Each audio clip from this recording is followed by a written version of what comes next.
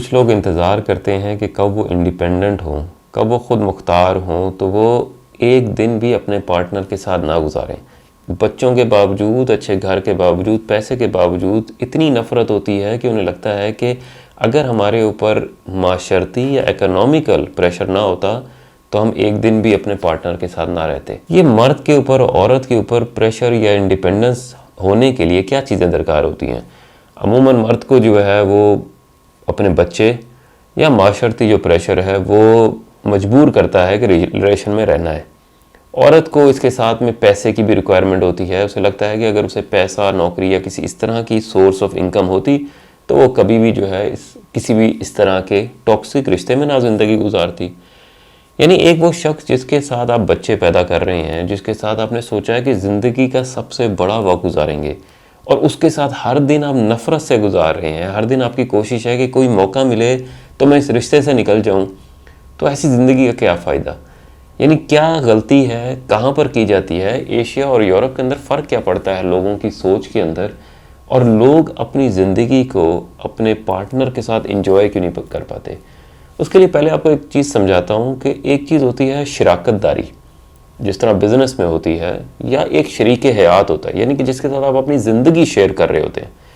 एक होती है पोजेशन, यानी एक मलकियत होती है जिसको आप अपने समझते हैं कि ये मेरा है किसी वजह से भी। पैसा हो सकता है, खूबसूरती हो सकती है, आपका घर हो सकता है। इसकी मिसाल इसी तरह है कि आपके पास एक बहुत खूबसूरत परिंदा है, जैसे तोता है। उसको आपने एक बड़े खूबसूरत पिंजरे में रख लिया है, उसको आप खाना भी दे रहे हैं, वो परिंदा नाचता भी है, अच्छी आवाज़ें भी निकालता है, और अब आपको लगता है क्योंकि आप उसको खाना भी दे रहे हैं, पिंजरा भी अच्छा है, बाकी सारी चीज़ें भी प्रोवाइड कर रहे हैं, तो आपकी ये मलकियत है। अब सोचें कि इस पिंजरे को मैंने बड़ा कर दिया है या इस पिंजरे से मैंने उसे निकाल दिया है। इकोनॉमिकल रीज़न भी मौजूद है कि उसको खाना भी बाहर से कहीं से मिल सकता है। तो क्या ये परिंदा अब आपके पास रहेगा या नहीं? यहाँ पर शराकतदारी, शरीक हयात का काम शुरू होता है। यानी कि यहाँ पर एक ज़िंदगी के अंदर वो शख्स, वो चीज़ आती है जो आपको मुकम्मल करती है। यानी कि अब उसका वहाँ होना ज़रूरी नहीं है, वो मजबूर नहीं है आपके साथ होने में, लेकिन अब जो उसकी मोहब्बत है वो बेलौस है, यानी कि उसका मुकाबला नहीं है। यानी कि ये जो स्टेप्स हैं, ये जो एक सफ़र है ज़िंदगी का, जिसमें आप मलकियत से शरीकतदारी तक या शरीक हयात तक पहुँचते हैं, इसके लिए बहुत ज़्यादा कोशिश करनी पड़ती है, बहुत ज़्यादा मोहब्बत करनी पड़ती है, और बहुत सारी चीज़ों के साथ कॉम्प्रोमाइज़ भी शायद करना पड़ता हो। क्योंकि एशिया के अंदर जितनी भी शादियाँ होती हैं, यहाँ पे लोगों को साथ मिलाया जाता है, उसके अंदर समझाया जाता है कि ये सारी चीज़ें कॉम्प्रोमाइज़ और सेक्रीफाइस है। यानी कि इसके अंदर कोई ना कोई मजबूरी है और कुर्बानी है। इसी के साथ वो रिश्ते में आते हैं, और ज़्यादातर लोगों का आपस में आना, यानी कि किसी भी तरह की आपस में एग्रीमेंट करना शादी के तौर पर, उसके अंदर दो ही रिक्वायरमेंट होती हैं। औरत देखती है इसके पास पैसा और एक घर चलाने के लिए रोज़गार या इकोनॉमिकल कंडीशन है या नहीं है, और मर्द देखता है कि ये खूबसूरत है या नहीं। थोड़े से और भी कुछ फैक्टर हो सकते हैं, उसमें मज़हब हो सकता है, उसकी बातचीत करने का अंदाज़ हो सकता है, उसकी एजुकेशन हो सकती है, बहुत सारी और भी फैक्टर हैं जो माशरती तौर पर भी इम्प्लीमेंट हो रहे होते हैं, मजहबी तौर पर भी जिस सोसाइटी में आप होते हैं आपको इन्फ्लुएंस कर रहे होते हैं। लेकिन मेजॉरिटी जो है वो सिर्फ खूबसूरती और पैसे की बुनियाद पर लोग रिश्ते में आते हैं। जब ये दो शख्स, दो एंटिटीज़ एक साथ अब आ गई हैं, पहले 10 साल किसी ना किसी तरह मुश्किल में, आसानी में ये काट सकते हैं। इसमें एक बायोलॉजिकल नीड होती है, आपको एक पार्टनर चाहिए होता है, आपको खूबसूरती चाहिए होती है, आपको पैसा चाहिए होता है, कोई ऐसा होता है जो आपके साथ होता है, आपकी एक अलग सी ज़िंदगी होती है, आप मैच्योर हो रहे होते हैं। ये 10 साल अच्छे या बुरे आप काट सकते हैं, लेकिन मुश्किल जब पड़ती है ये 10-15 साल के बाद है। अब आपकी जो मजबूरियां हैं वो भी कम होना शुरू हो गई। यानी कि आपकी अगर सोसाइटी में मजबूरी थी, इलाके के लोग कह रहे हैं आपकी शादी नहीं हुई है, इलाके के लोग कह रहे हैं आपके बच्चे नहीं हैं, आपके बच्चे छोटे हैं, उसके लिए बहुत कुछ करना है, अब बच्चे भी बड़े हो गए हैं, आप भी मैच्योर हो गए हैं, हो सकता है आप इकोनॉमिकली जो है वो इंडिपेंडेंट भी हो गए हैं, अब किसी के साथ रहना जो है वो बहुत ही मुश्किल काम है। तो लोग किस तरह साथ में रहते हैं? यूरोप के अंदर अमूमन जो एग्रीमेंट होता है साथ रहने का तरीका होता है, उसमें ये दोनों इंडिपेंडेंट होते हैं। अब चॉइस हो रही होती है कि अपने साथ ज़िंदगी गुजारनी है। अगर साथ ज़िंदगी नहीं गुजरती तो ये अलग हो जाते हैं, बच्चों को कोई ले लेता है, या सेपरेट ज़िंदगी गुजारते हैं या नहीं गुजारते। लेकिन इनकी अंदर ज़िंदगी के अंदर भी खुशहाल ज़िंदगी है या नहीं, ये 5 फैक्टर्स जो हैं दोनों पे इम्प्लीमेंट होते हैं। अच्छा, ये क्या है जो आपको बताते हैं कि आप खुशी वाली ज़िंदगी गुजारेंगे या नहीं गुजारेंगे?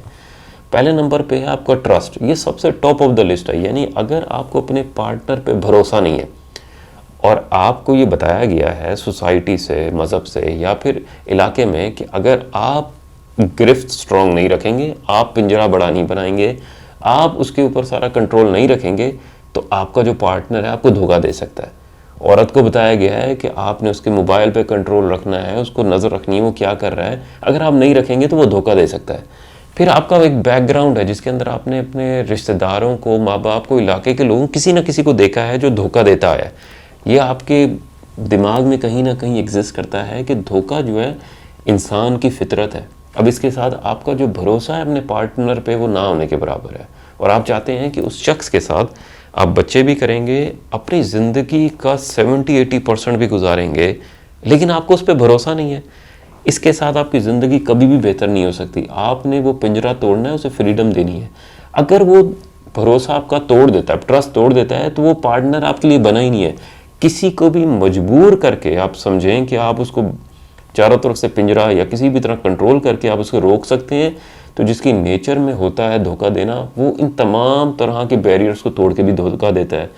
तो आपने अपना भरोसा, अपना ट्रस्ट जो है अपने पार्टनर पे रखना है। कोशिश करनी है कि आप कोई भी ऐसा रीज़न ना दें जिससे उसका भरोसा टूटता हो, जिसमें इस तरह के फ्लॉज आएंगे। पार्टनर भी, हस्बैंड भी ऐसे ही हो सकता है कि अगर आपके औरत को आपको शक है आपके मोबाइल पे, तो अपने मोबाइल को ओपन रखें, लोग देख सकते हैं उसमें। अगर मर्द को आपके कपड़ों से तंगी हो रही है, आप कपड़े उस तरह के पहने जिस तरह उसको पसंद है। यानी कि इसमें जो मेन गोल है, मेन पर्सन है जिसको आपने इम्प्रेस करना है, वो आपका पार्टनर है। यही वो है जिसके साथ आपकी अच्छी ज़िंदगी गुजरनी है। दूसरे नंबर पे आपकी मोहब्बत है। यानी मोहब्बत होना ज़रूरी है। उसके लिए आपका अच्छा इखलाक हो सकता है, आप उसका किस तरह ख्याल रखते हैं, किस तरह उससे बातें करते हैं। तीसरे नंबर पे जो है वो एप्रिसिएशन है। अमूमन लोग, ख़ासतौर पे देसी लोग, इसको भूल जाते हैं कि आपने उसकी, अपने पार्टनर की खूबसूरती की, उसके काम की, उसके लहजे की, उसके साथ होने की आपने अप्रिशिएशन करनी होती है। इसी तरह मर्द को बताना होता है कि आपकी वजह से घर मुकम्मल है, आपकी वजह से पैसे हैं, आपकी वजह से सारी चीज़ें जो हैं वक्त पर हो रही हैं। आपने औरत को बताना होता है कि आपकी वजह से आप खूबसूरत हैं, बच्चे वक्त पे तैयार हो रहे हैं, घर के अंदर खाना है, घर में खूबसूरती है, घर में सफाई है। यानी ये चीज़ें, छोटी छोटी चीज़ें आपने अप्रिशिएट करनी होती हैं ताकि ज़िंदगी के अंदर जो है वो बोरियत का एहसास ना हो। ये वो चीज़ें हैं जिससे ज़िंदगी जो है वो, उसमें रंग खिलते हैं, उसमें लोग पसंद करते हैं ज़िंदा रहना, लोगों से मिलना और अच्छी चीज़ें सुनना। और अगर आपका पार्टनर आपकी तारीफ़ कर रहा हो, इससे बेहतर चीज़ ही कोई नहीं है। लेकिन एक जो चौथा पॉइंट जिसमें तमाम तरह के मज़हब भी आ जाता है, रूहानियत भी आ जाती है, आपका जेस्चर, आपका तरीका भी आ जाता है, वो है पर्पज़ ऑफ लाइफ। यानी एक रीज़न क्या है, पर्पज़ क्या है। इसके अंदर ज़्यादातर लोग जो होते हैं जब आपस में मिलते हैं, उनका खूबसूरती या पैसा होता है। यानी इस पर्पस पे जब आप आते हैं तो ये मटेरियलिस्टिक चीज़ें आपको समझाता है उनकी वजह से इशू क्या होता है। आप अगर किसी के साथ स्पिरिचुअली ग्रो हो रहे होते हैं, यानी कि रूहानियत में उसका बात, यानी किसी के साथ शेर व शायरी वाली बात करते हैं, अगर उसका मेंटल मैचिंग आपके साथ होती है, किसी ऐसे टॉपिक पे बात करते हैं जो उसका इंटरेस्ट हो। इसमें मर्दों के डिफरेंट टॉपिक्स होते हैं, औरतों के डिफरेंट होते हैं। लेकिन अगर आपको इसमें एक्सपर्टीज़ नहीं भी है तो सुनना भी एक बहुत बड़ी एबिलिटी है। लोग बहुत ज़्यादा इसमें कमी रखते हैं, यानी लोगों को पता ही नहीं होता कि सुनना कितनी इम्पोर्टेंट चीज़ है और ज़िंदगी में कितना लाजिम है कि आप दूसरे की बात को या दूसरे की जो सोच है उसको सुन सकें। हो सकता है कि मुझे जो है पॉलिटिक्स पसंद है तो मैं पॉलिटिकल पे बात करता हूँ और आपको नहीं पसंद, लेकिन आप मेरी राय सुनते हैं इंटरेस्ट के साथ, ये मेरे लिए बहुत इंपॉर्टेंट है। हो सकता है आप अपनी कोई राय भी दे दें, अच्छी राय है या नहीं है, लेकिन आपने मेरी बात सुनी। इसी तरह हो सकता है आपको खाने पकाने से शौक़ हो, सफाई से शौक़ हो, आपको शौक़ हो दीवारों के कलर किस तरह के होने चाहिए, या आपने कोई दीवारें या कोई चीज़ देखी है जो आपको फूल है, आपको पसंद है, आप मुझसे बात करते हैं तो मेरा इंटरेस्ट उसमें होना चाहिए कि मैं अगर उसको नहीं भी जानता तो मैं आपकी बात इंटरेस्ट के साथ, शौक़ के साथ सुन सकूँ। यानी ये ज़िंदगी के अंदर बहुत बड़ा फ़र्क लाता है। लास्ट में कि अगर आप रिश्ते में आते हैं पैसे की बदौलत या फिर खूबसूरती की बदौलत, ये मटेरियलिस्टिक चीज़ें हैं। यानी कि जब ये चीज़ इंसान को मिल जाती हैं, आप भूल जाते हैं कि ये चीज़ें आपके पास हैं। यानी आप कभी भी नहीं बता सकते कि आपके साथ, जिसके साथ आपने वक्त गुजारा हो, आपका दोस्त हो, रिश्तेदार हो, आपका पार्टनर हो, आप बता ही नहीं सकते कि वो खूबसूरत है या नहीं है। यानी जिसके साथ आप अटैच हो जाते हैं उसके साथ जो खूबसूरती है वो गायब हो जाती है, आप बता नहीं सकते। उसकी जो खूबसूरती है वो उसके एक्शन से नॉमिनेट हो रही होती है, यानी कि उसका आपके साथ ट्रस्ट किस तरह है, बात करने का तरीका क्या है, यानी कि उसका जो लहजा होता है, उसकी जो जितने जुमले होते हैं, उसकी अच्छी बातें बुरी, वो उसके फेस से आप तक आ रही होती हैं। यानी ये वो सारी चीज़ें हैं जो उसकी खूबसूरती को पीछे ले जाते हैं, कहीं छुपा देते हैं, और आपके साथ जो उसकी अटैचमेंट है वो उसकी ज़िंदगी, उसके इमोशन से होती है। इसी तरह पैसा होता है, शुरू में आपको लगता है कि पैसा है, गाड़ी है, घर है, लेकिन अगर यही बेस है आपके रिश्ते की तो आपको अंदाज़ा होगा कि ये पहले दिन ही ये चीज़ें ख़त्म हुई थी, क्योंकि आप अपना कैलिबर, अपना स्टैंडर्ड ही वहीं से बना लेते हैं कि ये वो चीज़ें ये तो मिल ही गई हैं, अब इसके ऊपर की बात करें तो इसके बाद ज़िंदगी जो है और मुश्किल हो जाती है। तो अगर आपने पार्टनर के साथ अच्छी ज़िंदगी गुजारनी है तो वो यही 4 चीज़ें हैं जो यूरोप वाले भी इस्तेमाल करते हैं, यही हैं जो एशिया वाले भी कर सकते हैं। लेकिन ये सोच लें कि किसी भी तरह की ये मजबूरी नहीं होनी चाहिए, कुर्बानी नहीं होनी चाहिए। यानी कि ये जो रिलेशन है, ये आप सोचें कि एक शख्स है जिसके साथ अपने ज़िंदगी का सबसे बड़ा हिस्सा गुजारना है, और हर दिन आपकी कोशिश है कि कैसे अगला दिन इससे बेहतर हो सकता है, और उसके अंदर उसको सिर्फ टॉन्ट करना, उसकी बुरी चीज़ों को गिनवाना या उसकी सारी गलतियों को गिनवाना।